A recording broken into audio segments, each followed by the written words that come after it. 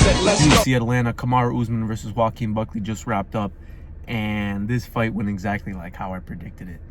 If we lived in an alternative universe where the exact opposite of what was all happening, because I picked Joaquin Buckley, and I picked Joaquin Buckley to not get taken down by KAMARU USMAN and just piece him up on the feet, which the complete opposite happened in this fight. To be fair, though, KAMARU USMAN did not want that stand-up with Joaquin Buckley, and he shot 4 takedowns in the first 4 rounds and got every single one of them and controlled them, and Joaquin Buckley just couldn't get up once he got taken down. But in the 5th round, this motherfucker just decided to level up and actually lock in and defend the takedowns and start getting in the stand-up. But it was too late. It was too late. It was the 5th round. This card was dog shit, honestly. The main card was just decision after decision after decision after decision after decision. And then the main event, we finally get the main event, and the first 4 rounds are just KAMARU USMAN just laying on him. And hey, in the first round, you know, he did some damage, cut open Joaquin Buckley, and then after that, just laid on him. But we'll talk about the actual 3 finishes that were on the prelims. Phil Rowe versus Angelusa. Phil Rowe was losing the first 2 rounds. He actually was kind of piecing Angelusa up in the 2nd round. While Angelusa, he won the 1st round by just taking him down and laying on him. And in the 2nd round, Phil Rowe started to pick up some momentum. And then actually, he got too comfortable and he got knocked down. And that probably could have swayed the round to Angelusa.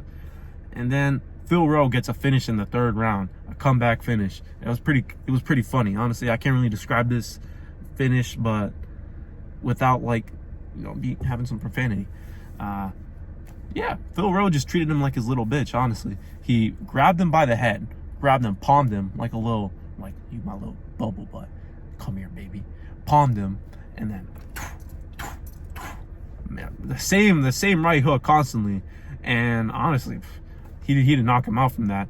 These were like winded up right hooks, and he was keeping his head right there. So keeping his head right there as a target, and then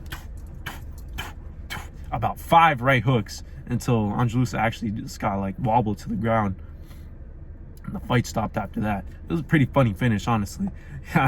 He treated him like a little kid, and that was a good finish. I thought that was going to be the start of a nice card, because that was the 2nd fight on this card. And then Malcolm Wallmaker versus Chris Montigno. What kind of matchmaking is this shit? Honestly, I think Malcolm Wallmaker was a minus 2,500 favorite, which was one of I think the largest favorite in UFC history. Honestly, what kind of matchmaking is this? He KOs Cameron Simon, which is a prospect in itself. I mean, he has 3 losses in a row now. He's probably gonna get cut by the UFC, but he's a young, hungry prospect who just kept getting shit matchups, honestly. And then you go from Cameron Simon to Chris Montigno, which I don't get it. Maybe they just wanted him to fight on the Atlanta card, but we knew this was gonna happen. Malcolm Wallmaker was spamming the right hook and left hooks constantly during this fight, and then he actually got it after spamming it. So Chris Montigno, what does that say about you? Pretty fucking shit, honestly. He was spamming that the whole fight, and then he actually catches you with it. Whatever. We knew this was gonna happen. He was gonna get KO'd. We knew this. And then the other finish, which was what's his name? Jose Costa versus Cody Durden. Cody Durden, actually, this was in the 2nd round where he got the finish. Cody Durden was over here smiling, and then he gets TKO'd literally 10 seconds later, where he's his face was like that. It's funny. It's funny when they get KO'd and their face is all stupid. But we'll talk about the main event, though, because after that, it was just decision after decision after decision after decision. So we'll actually talk about the main event, because that's what people probably really care about. KAMARU USMAN just laid on him. I mean, in the 1st round, it could have been a 10-8. Listen, if you give Khamzat Chimaev a 10-8 versus KAMARU USMAN in the 1st round, then KAMARU USMAN 10-8ing or winning the 1st round against Joaquin Buckley is a 10-8 in my books, honestly. We got to use the same logic here, guys. The same logic. So it's 10-9 either way. I thought it was 10-9, but if you're giving Khamzat Chimaev a 10-8 versus KAMARU USMAN in the 1st round, then you got to give KAMARU USMAN a 10-8 against Joaquin Buckley in the 1st round. It's identical. And also, he actually cut Joaquin Buckley. But it was all right in the first round. Then mainly after that, second, third, fourth round, KAMARU USMAN just shot a takedown, got it, and then just laid on him for the rest of the fight. So as you can guess, KAMARU USMAN wins the first round by laying on him, second round by laying on him, third round by laying on him, and you won't fucking believe it, fourth round by laying on him. And then Joaquin Buckley all of a sudden locks in and gets up, and in the fifth round starts stuffing all the takedowns, and then actually piecing up KAMARU USMAN on the feet.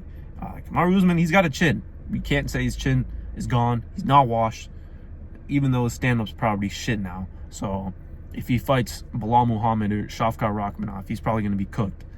Even against Bilal, I think you'll probably be cooked.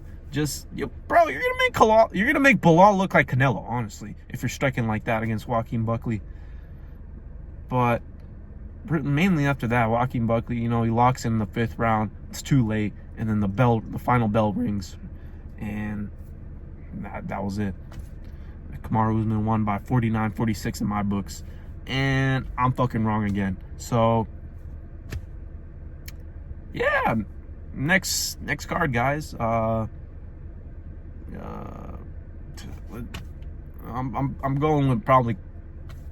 I'm not gonna spoil who I'm going with. But don't bet on the opposite of who I pick. Come on, guys. I'll start to get these right. What was I? I picked Umar Sy, which he lost against Alonzo Menifield. Who would have fucking thought? Honestly, is that really my fault? Honestly, Umar Sy is a good fighter, is a good prospect from France. He had a nice fight in his last fight, and then he was fighting Alonzo Menifield, which Alonzo Menifield is chinny. I thought he could have KO'd Alonzo Menifield, and then Malik Abdel some shit actually wins against Cody Durden. And then I'll talk about this. You know what? I'll talk about this in another video. Paul Craig versus Rodolfo Bellato. Absolute bullshit. This guy's an actor. Give this guy an Oscar, because I'll talk about that in the video. That's all I gotta say, though. Don has spoken.